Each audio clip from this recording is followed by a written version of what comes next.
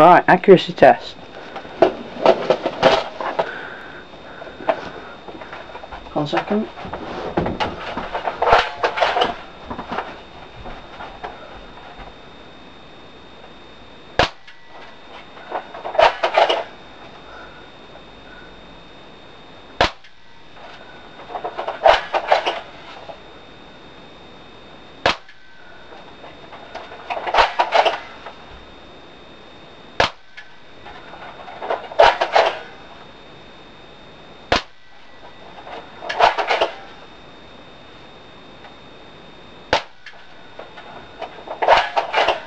One more.